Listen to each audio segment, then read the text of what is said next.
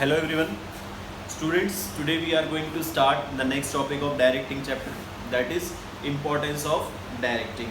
Under this topic we will discuss that how directing is important for any type of organization, what role does it play in the business organization, why every manager need to perform this function. Students, as we have discussed under the definition of the directing function, that directing is the process of guiding, instructing, coaching, counseling, या leading or motivating the employee to achieve the desired objectives of the management.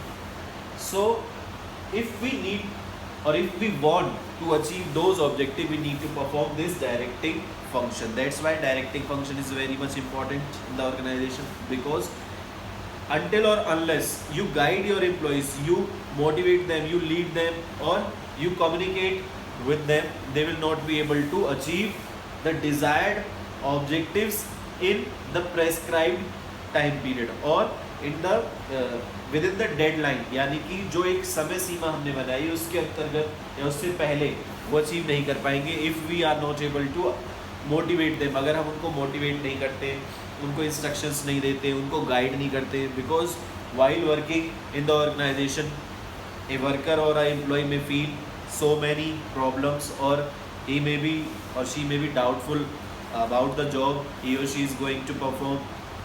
So a manager or the supervisor need to clear his doubts as and when it arise. जब कभी भी उनको doubt होगा वो हमें तुरंत जो है क्लियर करना होगा, so that timely achievement of goals or the targets could be achieved. Now what are the importance? अगर हम headings के थ्रू अगर इस इम्पोर्टेंस की डिस्कशन करें तो हमारे पास फर्स्ट पॉइंट आता है initiates action. In the features of directing also we have discussed this point, that while all the other functions prepares the setting for taking action, for initiating action, directing actually initiates the action. जैसे बाकी के जो इससे पहले के functions of management है, like we are having planning, we are having organizing, staffing, all these three functions including controlling as well, all these functions prepare यानी कि तैयारी करते हैं किसकी, फॉर टेकिंग एक्शन या फॉर एक्शन. बट एक्चुअली जो action लिया जाता है वो किसके अंदर लिया जाता है, डायरेक्टिंग के. क्योंकि प्लानिंग के अंदर तो हमने प्लान कर लिया कि व्हाट टू डू, और ऑर्गेनाइजिंग में हाउ टू डू, किस तरीके के रिसोर्सेज हमारे पास होंगे, क्या सुपीरियर सबऑर्डिनेट रिलेशनशिप होगी, क्या स्ट्रक्चर होगा, ये सब हम ऑर्गेनाइजिंग में डिसाइड करते हैं. और स्टाफिंग में हु इज़ टू डू, यानी कि putting the right people on right job. उसके बाद हमने सिर्फ लोगों को जॉब पर लगा दिया, लेकिन वो काम कब करेंगे, जब उनको गाइड करेंगे, जब उनको इंस्ट्रक्शंस दी जाएंगी, जब उन्हें मोटिवेट किया जाएगा, जब उनकी लीडरशिप की जाएगी, जब उन्हें काउंसिल किया जाएगा, उनके साथ कम्युनिकेट किया जाएगा, उन्हें कोचिंग दी जाएगी, ये सब. ठीक है, तो ये एक्चुअली क्या होता है डायरेक्टिंग में. That's why directing initiates action. हमेशा याद रखना ये पॉइंट आपका फीचर्स में भी आएगा और इम्पोर्टेंस में भी आएगा, क्योंकि बाकी के सारे फंक्शन क्या करते हैं, एक्शन लेने की तैयारी, बट एक्चुअली एक्शन कहाँ लिया जाता है, डायरेक्टिंग के. I think this point now very much clear to you. So we shall proceed now to the second step और second point, that is integrate employees efforts. Integrate मतलब मिलाना, उनका United करना उनको एक तरीके से, ठीक है, कोऑर्डिनेट करना. तो इंटीग्रेशन ऑफ एम्प्लॉइज एफर्ट कैसे होगा. देखो मैंने आपको एलिमेंट्स ऑफ डायरेक्टिंग में लीडरशिप का बताया था, ठीक है. Through effective leadership a manager is able to inspire, ठीक है, हिज और हर फॉलोअर्स. जो उसके फॉलोअर्स हैं, जो उस लीडर के फॉलोअर्स हैं, या उस मैनेजर के जो एम्प्लॉयज़ या सबऑर्डिनेट्स हैं, उनको वो इंस्पायर कर पाएगा किसके थ्रू, इफेक्टिव लीडरशिप के through. And for effective leadership he और she need to maintain a healthy and harmonial relationship with its group members. ठीक है, तो जो ग्रुप मेंबर्स हमसे इंस्पायर होंगे, हम उनको क्या करेंगे, उनके एफर्ट्स को इंटीग्रेट कर देंगे, उनको हम ये समझाने में सफल हो पाएंगे कि your individual effort and group efforts will together achieve the organizational goal easily. यानी कि उनके जो इंडिविजुअल एफर्ट्स हैं, अकेले भी और सब मिलकर भी अगर काम करेंगे तो हमारे जो ऑर्गेनाइजेशनल गोल हैं वो इजीली अचीव हो जाएंगे। ठीक है, लीडरशिप का ये काम हुआ। And leadership is the element of directing, वो डायरेक्टिंग का ही एलिमेंट है। तो डायरेक्टिंग में लीडरशिप के थ्रू हम क्या कर देंगे, उनके ग्रुप एफर्ट्स को इंटीग्रेट कर देंगे। ठीक है, हमारे ऑर्गेनाइजेशन में बहुत सारे एम्प्लॉयज़ होते हैं, बहुत सारे ग्रुप्स भी होते हैं, बहुत सारे डिपार्टमेंट्स, डिविजन्स या यूनिट्स भी होती हैं। If they together work for the common organizational goal, then it will be very much easy for them to achieve that organizational goal, because वो कहते हैं ना कि अकेला चना भाड़ नहीं फोड़ सकता, इस तरीके से। तो सब मिलकर अगर काम करेंगे तो वो इजीली हो जाएगा, और मिलकर काम करने के लिए हमें उनकी क्या करनी होगी, लीडरशिप करनी होगी। And leadership is the part of directing. Clear? Next है गाइड एम्प्लॉयज। गाइड कैसे करेंगे हम एम्प्लॉय को? ठीक है, जैसे हमने डेफिनेशन में भी पढ़ा कि it is the process of guiding, coaching, leading. तो गाइड कैसे करेंगे बताइए? देखो बेटा, थ्रू इफेक्टिव मोटिवेशन। अब आएगी बात मोटिवेशन की। ठीक है, जो एक गुड मोटिवेटर होता है, या फिर हम कह सकते हैं जो एक अच्छा मैनेजर होता है, he always tries to find out the potential of his employee. जो एक मैनेजर अच्छा होगा, जो एक अच्छा मोटिवेटर भी होगा, वो मोटिवेटर या वो मैनेजर हमेशा अपने एम्प्लॉय के पोटेंशियल को आइडेंटिफाई करता है। ठीक है, कि इसके अंदर क्या खूबी है, इसके अंदर क्या पोटेंशियल है, क्या कर सकता है। ठीक है, and after identifying that potential और that capacity, the manager always try to guide that employee to work up to his or her actual potential, so that his or her development can be or the growth can be achieved। बात आई समझ में? नहीं आई? दोबारा से देखिए एक example. एक जो अच्छा टीचर होता है वो हमेशा अपने स्टूडेंट का पोटेंशियल आइडेंटिफाई कर लेता है कि यस, इस बच्चे में वो पोटेंशियल है कि ये वो कर सकता है, और वो फिर वो टीचर उस बच्चे के उस पोटेंशियल को रियलाइज़ करवाता है कि आपने देखो ये पोटेंशियल है, आप ये कर सकते हो और आपको ये करना है। इस तरीके से हम उसको गाइड करते हैं, तो वो बच्चे का डेवलपमेंट और ग्रोथ होता है। एक्चुअली मेरी लाइफ में तो ये एक्चुअली हुआ है, बाकी आपके पर्सनल एक्सपीरियंस डिफरेंट भी हो सकते हैं। बट अगर हम बात करें एक मैनेजर की, तो मैनेजर हमेशा अपने एम्प्लॉय के पोटेंशियल को पहले आइडेंटिफाई करता है कि इस बंदे में क्या खूबी है, ये क्या कर सकता है। क्लियर? क्योंकि कई बार हमें हमारे अंदर क्या पोटेंशियल है, हमारे अंदर क्या खूबी है, हमें नहीं पता होता है। लेकिन जब कोई हमारा सुपीरियर या हमारा कोई एल्डर हमें आकर बताए कि आप ये कर सकते हो, आप में ये खूबी है, तो शायद हमें रियलाइज़ हो और हम उस पर काम करें, तो हमारी डेवलपमेंट और ग्रोथ हो सकती है। In the same way manager always identify the potential of his और her employees and guide them to work up to their full potential, ताकि वो फुल पोटेंशियल तक काम करें। उसके साथ साथ अगर वो फुल पोटेंशियल के साथ काम करेंगे तो उनकी ग्रोथ होगी, उनकी अर्निंग कैपेसिटी भी इंक्रीज होगी, और फ्यूचर में उनका डेवलपमेंट भी हो रहा है। नेक्स्ट है facilitates the introduction of change needed in the organization. हमने थर्ड चैप्टर में बिजनेस एनवायरनमेंट में पढ़ा था कि business environment is dynamic in nature. वो कैसा है?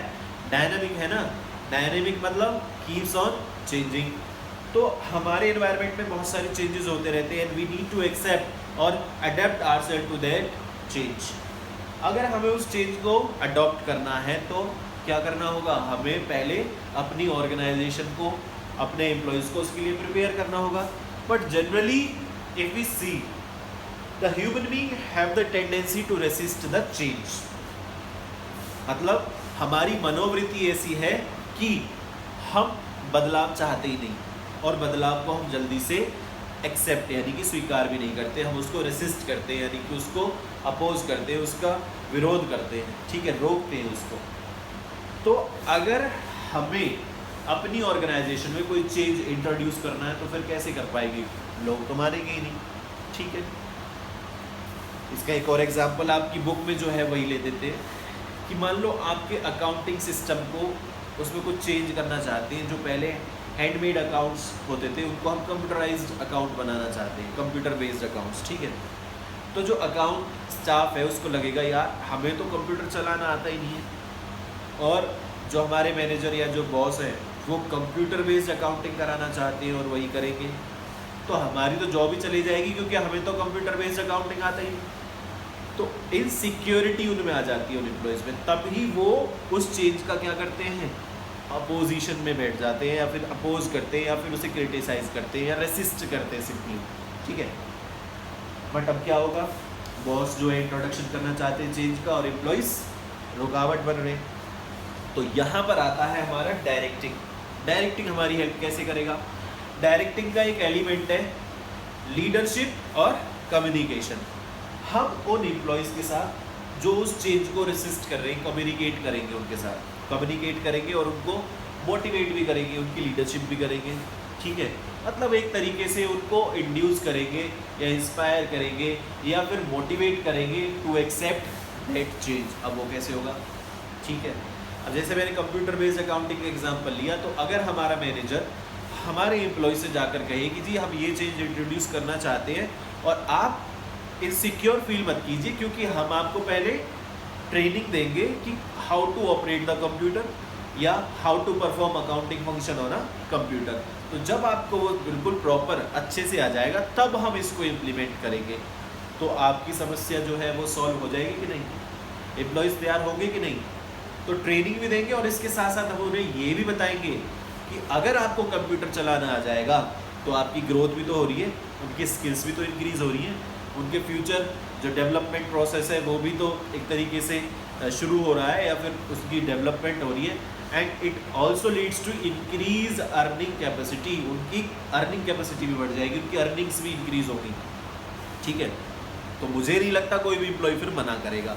तो ये सब उनके साथ कम्युनिकेट करना, उनकी लीडरशिप करना या उनको मोटिवेट करना to accept that change is a part of directing. That's why directing facilitates the introduction of change needed in the organization. I hope this point is clear now. Now next and the last is bring stability and balance in the organization. ठीक है बच्चा, stability, stability का मतलब क्या होता है, स्थिरता। स्थिरता कैसे आएगी? देखो, अगर हमारा जो एम्प्लॉय है वो अनसेटिस्फाइड है, ठीक है, या डिससेटिस्फाइड है, या उसकी कोई नीड ऐसी है जो फुलफिल नहीं हो रही है, या वो इनसिक्योर फील कर रहा है हमारे ऑर्गेनाइजेशन के अंदर, या फिर कोई उसके साथ कोई अदर फैक्टर है, अदर कंप्लेंट है, उसकी कोई प्रॉब्लम है, तो उसकी वजह से वो क्या करेगा, ही और she will leave our organization, छोड़ कर चला जाएगा ना। बट अगर हम डायरेक्टिंग के सारी एलिमेंट्स पर ध्यान से काम कर रहे हैं, ठीक है, हम मोटिवेशन भी ढंग से कर रहे हैं, लीडरशिप भी अच्छी है हमारी, हम उनके साथ रेगुलरली कम्युनिकेट भी करते रहते हैं, ठीक है, और उनका सुपरविज़न भी करते हैं, उनको अच्छे से उनके जो डाउट्स हैं उन्हें भी क्लियर कर देते हैं, उनको इंस्पायर करते हैं टीम वर्क के लिए, उनको रियलाइज़ करवाते हैं कि उनके अंदर क्या पोटेंशियल है। तो अगर ये सारा काम हो रहा है, उनकी सारी नीड्स पर ध्यान रखा जा रहा है, तो स्टेबिलिटी रहेगी, ठीक है, छोड़कर नहीं जाएंगे। इसके साथ साथ हमारी ऑर्गेनाइजेशन के अंदर बहुत सारे ग्रुप्स भी बने रहते हैं, फॉर्मल इनफॉर्मल, बहुत सारे डिपार्टमेंट्स भी होते हैं। लाइक अगर हम फंक्शनल बेसिस पर बात करें, फाइनेंस डिपार्टमेंट होता है, HR डिपार्टमेंट होता है, सेल्स, प्रोडक्शन, परचेज, मार्केटिंग, ठीक है, ये सारे डिपार्टमेंट्स होते हैं, ये सारे ग्रुप्स होते हैं। तो इन ग्रुप्स के अंदर बैलेंस कैसे बनाएंगे हम? देखो, कम्युनिकेशन के थ्रू और लीडरशिप और मोटिवेशन के थ्रू हम क्या करेंगे, इन ग्रुप्स के अंदर बैलेंस बनाएंगे, यानी कि सबको इक्वल प्रेफरेंस देंगे, सबकी प्रॉब्लम्स को हम टाइमली रिजॉल्व करेंगे और रिजॉल्व करेंगे और इनकी जो भी नीड्स होंगी उन पर भी हम काम करेंगे। मतलब ऐसा ना हो, कोई डिस्क्रिमिनेशन नहीं होना चाहिए।